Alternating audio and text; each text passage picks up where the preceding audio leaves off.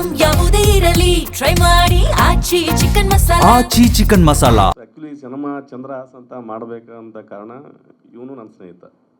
Actually ನಾವು diploma mates. So ಮೊದಲಿಂದ ಇವನು ಒಂದು ಚಿಂತನೆ, ಒಂದು ವಿಚಾರ, ಒಂದು ಮಾತಾಡಬೇಕಾದ್ರೂ ಒಂದು ವಿಚಾರ ಮಾಡಿ ಮಾತಾಡೋವ. ಸೊ ಪ್ರತಿಯೊಂದು ಮಾತಿನ ಬಗ್ಗೆ ಗಮನ. ಸೊ ಅದೆಲ್ಲ ಒಂಥರ ನನಗೆ ಒಂದು ಖುಷಿ ಅನ್ನಿಸ್ತು. ಸೊ ಇವನು ನಾವೆಲ್ಲ ಫ್ರೆಂಡ್ಸ್ ಎಲ್ಲ ಎಲ್ಲರೂ ಸೇರಿ ಒಬ್ಬೊಬ್ಬರು ಒಂದೊಂದು ಕಡೆ ಸೆಟ್ಲ್ ಆದ್ವಿ. ಬಟ್ ಇವನು ಇಂಡಸ್ಟ್ರಿಯಲ್ಲಿ ವರ್ಕ್ ಮಾಡ್ತಾಯಿದ್ದ. ಒಂದು 8-10 ವರ್ಷ ಆಯಿತು ವರ್ಕ್ ಮಾಡ್ದ. ಕೊನೆಗೂ ಯಾವುದೋ ಆಫರ್ ಇಲ್ಲದೆ ಏನು ಮಾಡೋದು ಬೇಡ ಇಂಡಸ್ಟ್ರಿ ಅಂತ ಊರ ಕಡೆ ಸೆಟ್ಲ್ ಆಗಿದ್ದ. ಸೊ ಇವನು ಟ್ಯಾಲೆಂಟ್ ನನಗೊಂದು ಇತ್ತು ತಲೆಯಲ್ಲಿ. ಸೊ ಒಂದು ಸಲ ಹಿಂಗೆ ಮೀಟ್ ಆದ್ವಿ, ಫ್ರೆಂಡ್ಸ್ ಎಲ್ಲ ಸೇರಿದ್ವಿ, ಒಂದು ಮದುವೆ ಫಂಕ್ಷನ್, ಅದೊಂದು ಒಳ್ಳೆ ಇವೆಂಟ್. ಸೊ ಆ ಟೈಮಲ್ಲಿ ಸಿಕ್ಕು, ಹಂಗೆ ಮಾತು ಬಂದು ಒಂದು ಸಿನಿಮಾ ಮಾಡೋಣ ಮಾಮ ಅಂತಂದರೆ ಹ್ಞೂ ಮಾಡೋಣ ಅಂತಂದು ಬಂತು.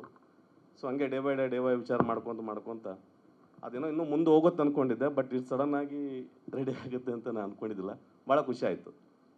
ಸೊ ನಮ್ಮ ಟೀಮ್ಮೇಟ್ಸ್ನು ಯಾರ ಬಗ್ಗೆ ಏನೋ ಒಂದು ಮಾತಾಡೋಂಗಿಲ್ಲ, ಅಷ್ಟು ಚೆನ್ನಾಗಿ ಪರ್ಫಾರ್ಮೆನ್ಸ್ ಮಾಡಿದ್ದಾರೆ.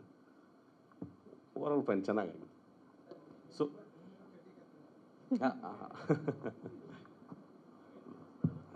ಸೊ ನಾವು ಬೇಸಿಕಲಿ ಎಲೆಕ್ಟ್ರಿಕಲ್ ಕಾಂಟ್ರಾಕ್ಟ್ ವೃತ್ತಿಲಿ.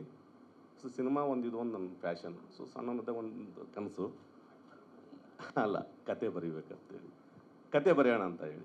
ಸೊ ಅದು ಹಂಗೆ ಅದು ಅಲ್ಲಿಗೆ ಡ್ರಾಪ್ ಆಯಿತು. ಸೊ ನನ್ನ ಎಜುಕೇಷನ್ ಹಂಗೆ ಲೈಫ್ ಮುಂದುವರೆತು. ಇದೊಂದು ಆಪರ್ಚುನಿಟಿ ಬಂತು, ಮಾಡೋಣ ಅಂತ ಒಂದು ದೃಢ ನಿರ್ಧಾರ ಮಾಡಿ ನನ್ನ ಜೊತೆಗೆ ಬಸಣ್ಣ ಕಮ್ತಾರ್ ಇಲ್ಲೇ ಇದ್ದಾರೆ, ಅವರು ಅಲ್ಲಿ ಬರಲೇ ಇಲ್ಲ. ಅವ್ರದ್ದು ಒಳ್ಳೆಯ ಸಪೋರ್ಟು. ಖುಷಿಯಾಗುತ್ತೆ ನಮ್ಮ ಟೀಮ್ಮೇಟ್ಸ್ ನಾನು.